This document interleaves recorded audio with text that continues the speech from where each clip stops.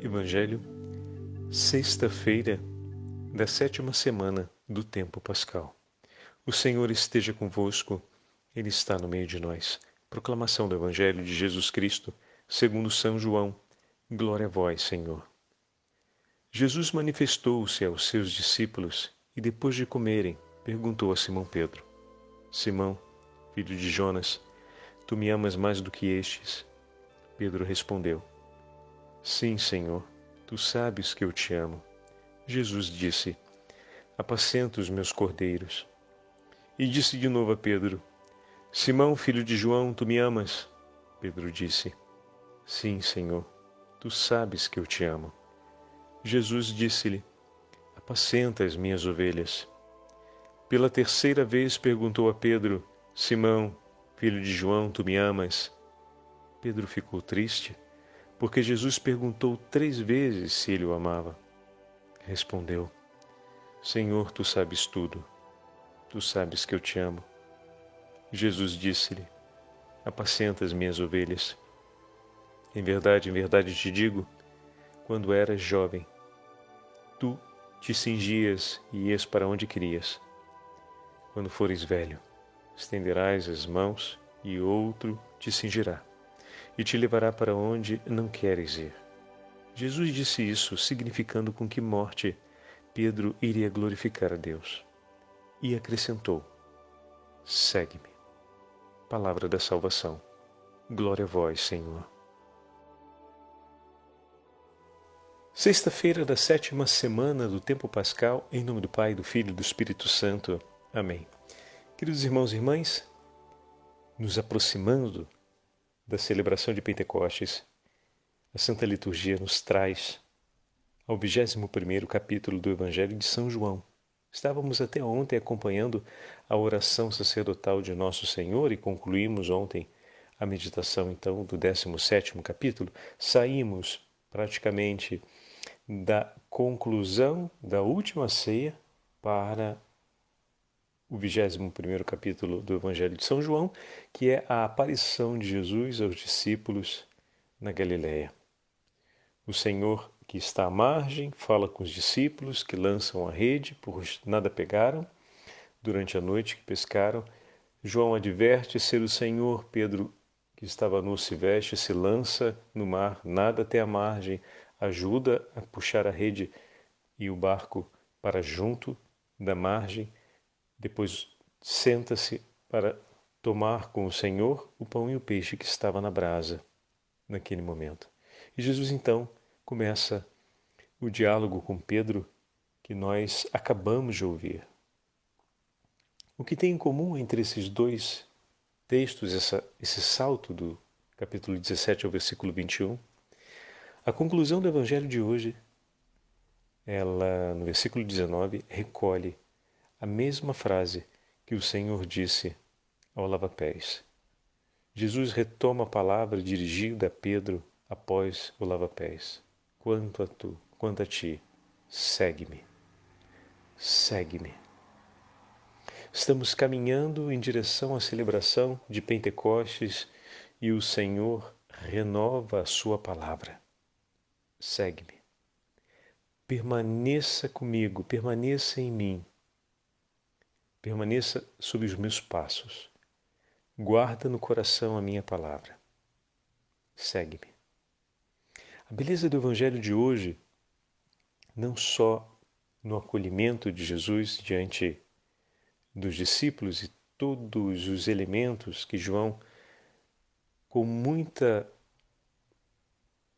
precisão, vai descrevendo, essa seria a parte que nós não ouvimos hoje na narrativa do Evangelho. Hoje o Evangelho se concentra, do versículo 15 ao versículo 19, no diálogo de Jesus com o apóstolo Pedro. Depois de comerem, Jesus então se volta para Pedro e diz: Simão, filho de João, tu me amas mais do que estes? E através desse diálogo, onde Pedro faz a sua tríplice profissão de amor a Jesus, Jesus responde com uma tríplice investidura.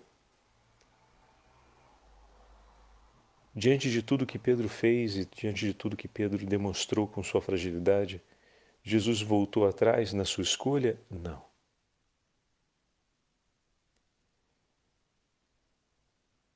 O amor não volta atrás. Jesus permanece amando Pedro, permanece confiando o que havia confiado ao seu apóstolo. O Senhor permanece com Pedro, por Pedro, e sustentando a fé no coração de Pedro. Cada investidura é feita após a pergunta de Jesus, que exige do apóstolo uma sua palavra, uma resposta do seu coração. Pela fraqueza do seu coração, ele abandonou Jesus ao negá-lo, mas agora, na presença do Senhor ressuscitado, Pedro renova o seu amor. É a presença de Cristo ressuscitado a esperança e a possibilidade real para o coração frágil do apóstolo declarar outra vez o seu amor. Conseguimos declarar outra vez o nosso amor quando Cristo ressuscitado está junto de nós. E como o Senhor está no meio de nós, é hora de renovarmos essa certeza, renovarmos a nossa fé e, olhando para o testemunho de Pedro, percebermos com clareza que o Senhor espera uma resposta nossa. Ele espera que nós possamos, como o apóstolo, renovar o nosso ato de amor. Escolher outra vez amar. Cristo ressuscitado presente ao nosso lado, Cristo ressuscitado conosco, nos dá a chance de declararmos outra vez o nosso amor, não só por Ele, pelos nossos irmãos e irmãs. Quanto desse amor que nos leva à comunhão com o próximo precisa novamente ser declarado na sua vida. Às vezes nos perguntamos, será que eu terei coragem? Será que o outro vai conseguir realmente mudar? Será que eu não vou me machucar novamente? São tantas as perguntas que colocam limites para renovarmos a nossa declaração de amor, o nosso compromisso em amar, vamos colocar assim para ficar mais concreto. O nosso compromisso em amar. Mas nos basta uma única coisa para que seja possível renovar esse compromisso. Não quanto o outro pode mudar ou irá mudar, ou quanto o outro sinaliza uma possibilidade de mudança ou não. O que faz a diferença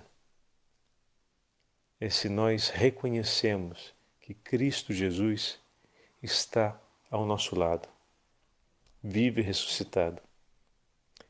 E se ouvimos a sua voz que nos chama dizendo: Pedro, Antônio, Fábio, Marcos, Letícia, Angélica, Maria, tu me amas mais do que estes? Tu me amas mais do que fostes amado por estes? Tu me amas. Tu me amas. Sim, Senhor. Tu sabes que te amo. Sim, Ele sabe. E ao investir Pedro da responsabilidade de confirmar, de cuidar, de pastorear o seu rebanho, o Senhor o reveste outra vez com as insígnias do seu amor, mas agora o reveste com todo o triunfo sobre a paixão, com todo o triunfo da ressurreição. Nesse momento, o Senhor o investe e o reveste com a vitória sobre a morte. Ao dizer novamente a nós, então vai e apacenta esse rebanho, vai e cuida desse teu irmão, vai e coloca-te novamente na entrega de amor pelos que eu te confiei. Ao fazer isso, o Senhor nos investe e reveste com os sinais da sua ressurreição, com os dons conquistados por meio do seu sacrifício redentor, com a graça própria que vem do alto, nos reveste com o Espírito Santo, para que o amor oferecido seja capaz de edificar vida, vida em abundância, vida eterna. Assim, meus irmãos, olhando para o testemunho do apóstolo e para o amor de Cristo por ele, nós somos chamados a esse diálogo com Jesus. Assim como o Senhor dialoga com Pedro, dialoga também com cada um de nós. Vejam que imagem significativa. Temos ali, nesse diálogo, Pedro, que foi aquele que feriu por sua fraqueza, a quem a presença de Cristo ressuscitado lhe assegura a possibilidade de responder outra vez, de andar para além da sua vergonha e de poder renovar o seu amor. Então ele, que antes não teve força de amar, agora na presença de Cristo ressuscitado, é investido para ir para além daquilo que conseguiu e, enfim, consiga amar e cuidar de todo o seu coração, antes e o agora. Ao mesmo tempo, ali temos aquele que foi ferido, Cristo Senhor, e que ressuscitado escolhe em um testemunho de amor para todos nós, que muitas vezes somos aqueles que ferimos, mas também somos aqueles que fomos feridos.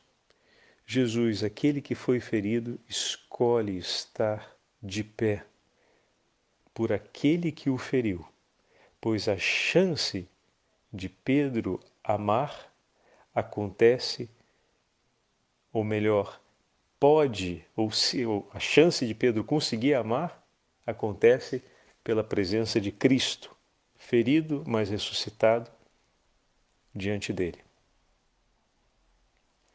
Muitas vezes o Senhor, depois das feridas que sofremos,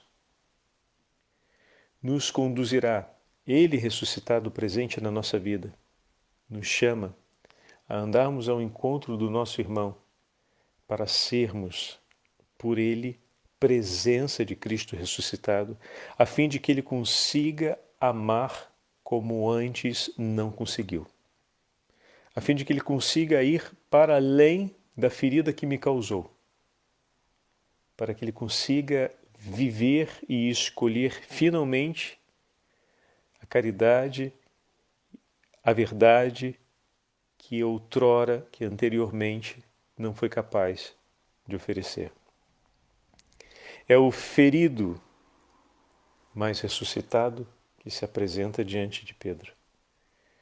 E é Cristo ressuscitado conosco, homens e mulheres feridos por nossos irmãos, que nos levará a sermos presença de Cristo para a ressurreição de nossos irmãos, a fim de que aqueles que não conseguiram permanecer no amor tenham a chance agora de serem investidos da força do ressuscitado para finalmente, tendo declarado o desejo de amar, serem capazes de amar e permanecer no amor.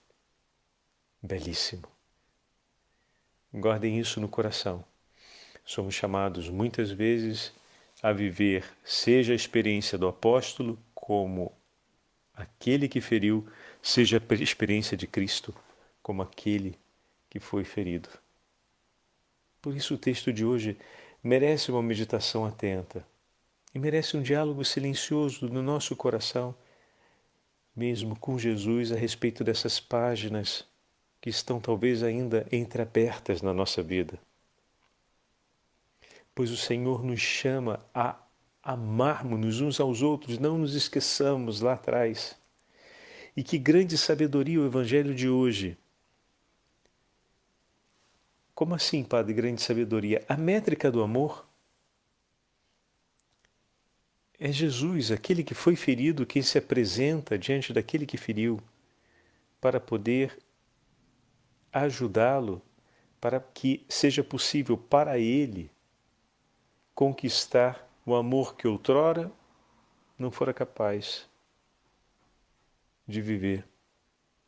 Como a gente às vezes faz a medida contrária, né?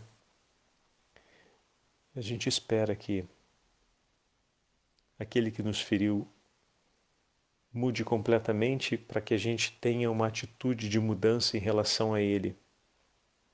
Para que a gente mude o nosso modo de agir em relação a ele. Que estranho, né? Não é a medida do Evangelho. O Evangelho nos ensina uma medida completamente contrária. E uma medida, como estamos vendo, eficaz. Porque ninguém tem dúvidas que o amor de Pedro, depois desse gesto de Jesus, não foi um amor pleno. Ninguém tem dúvidas também de que a alegria, a partir de então no coração de Pedro, foi finalmente perfeita. E tampouco temos dúvidas de que realmente o segue-me, dito agora, cumpriu-se. Ou seja, Pedro não conseguiu permanecer nesse segue-me. Quando o Senhor disse, vai para trás de mim, Satanás, lá atrás, diante da sua profissão de fé, quando Pedro não aceita o anúncio da paixão, é uma outra forma de segui-lo, vai para trás de mim, segue-me, coloque-se sobre os meus passos. Depois no lava-pés disse mais uma vez, quando Pedro por um instante resistiu ao que Jesus lhe propunha como ato de humildade, o caminho da humildade.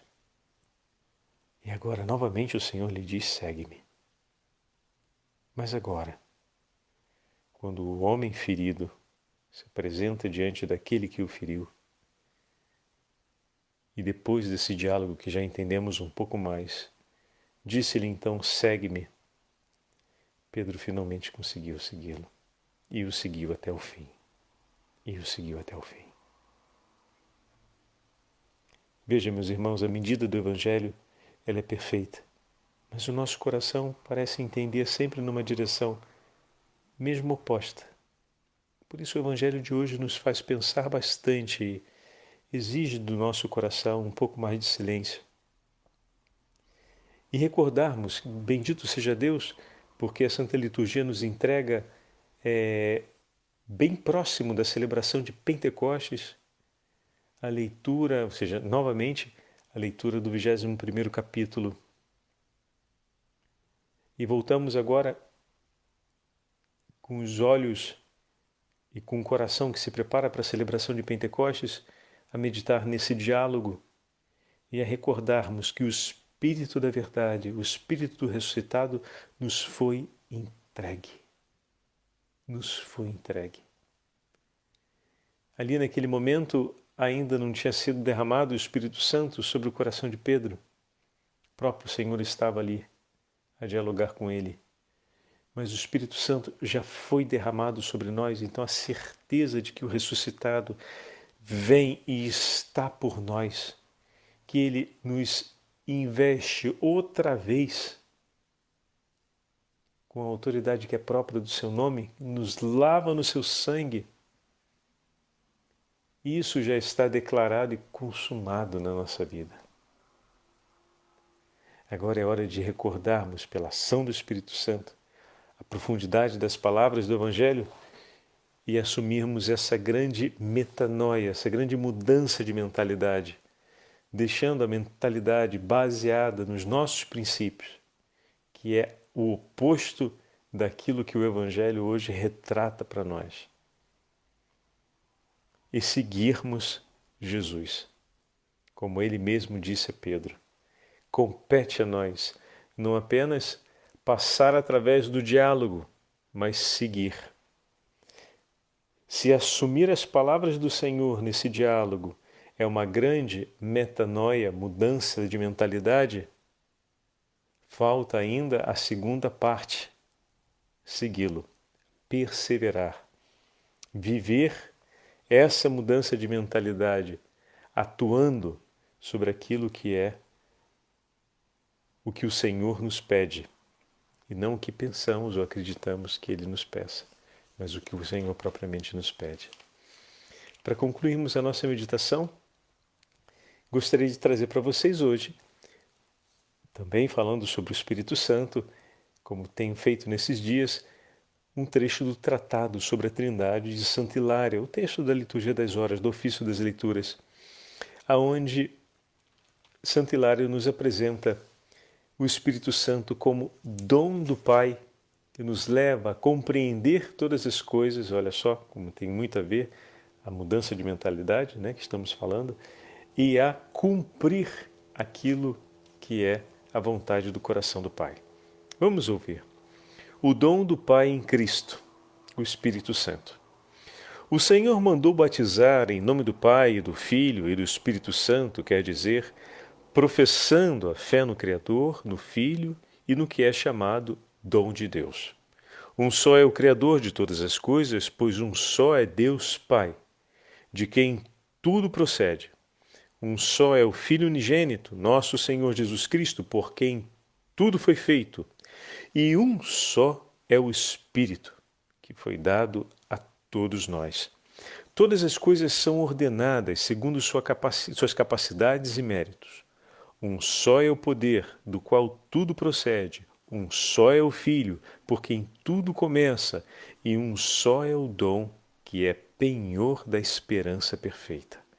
Nada falta a tão grande perfeição. Tudo é perfeitíssimo na Trindade, Pai, Filho e Espírito Santo. A infinidade no eterno, o esplendor na imagem, a atividade no dom. Escutemos o que diz a palavra do Senhor sobre a ação do Espírito em nós. Tenho ainda muitas coisas a dizer-vos, mas não sois capazes de compreendê-las agora. João capítulo 16. É bom para vós que eu parta. Se eu me for, vos mandarei o Paráclito.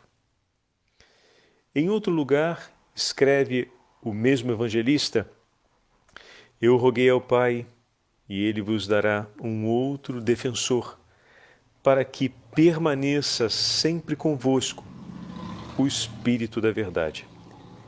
E vos conduzirá à plena verdade, pois ele não falará por si mesmo, mas dirá tudo o que tiver ouvido, e até as coisas futuras vos anunciará. E ele me glorificará, porque receberá do que é meu. Estas palavras, entre muitas outras, foram ditas para nos dar a conhecer a vontade daquele que confere o dom e a natureza e a perfeição do mesmo dom. Por conseguinte, já que a nossa fraqueza não nos permite compreender nem o Pai nem o Filho, o dom, que é o Espírito Santo, estabelece um certo contato entre nós e Deus para iluminar a nossa fé nas dificuldades relativas à encarnação de Deus. Assim, o Espírito Santo é recebido para nos tornar capazes de compreender a profundidade dos mistérios do amor de Deus.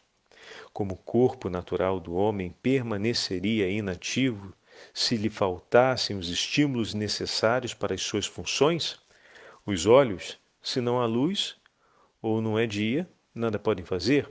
Os ouvidos, caso não haja voz ou sons, não cumprem seu ofício.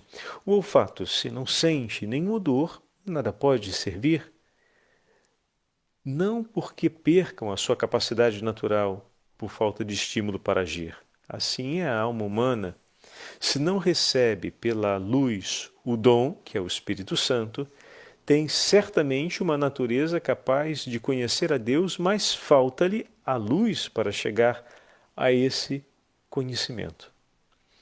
Esse dom de Cristo está inteiramente à disposição de todos e encontra-se em toda parte. Olha que maravilha, né? E bendito seja Deus por isso. Mas é dado na medida do desejo e dos méritos de cada um. Então, o quanto nós estamos... Aqui a gente pode pegar, meus irmãos, o Evangelho de hoje e observar. A pergunta é feita. Se a gente olha a pergunta do Senhor a Pedro como a ocasião, né? Como o dom disposto, requer a resposta. Ou seja, à medida do desejo. É preciso que Pedro responda colocando-se diante do Senhor. E Cristo, então, o investe e o reveste, dando a ele a possibilidade de viver de fato aquilo que, desejando, declarou diante do Senhor. Continuando o texto. Ele está conosco até o fim do mundo. Ele é o Consolador no tempo da nossa espera. Ele, pela atividade dos seus dons, é o penhor da nossa esperança futura. Ele é a luz do nosso espírito. Ele é o esplendor das nossas almas. Ele é o Divino Espírito Santo de Deus. O Senhor esteja convosco. Ele está no meio de nós. Pela intercessão da Santa Mãe de Deus e dos santos apóstolos do Senhor, abençoe-vos o Deus Todo-Poderoso, Pai, Filho e Espírito Santo. Amém.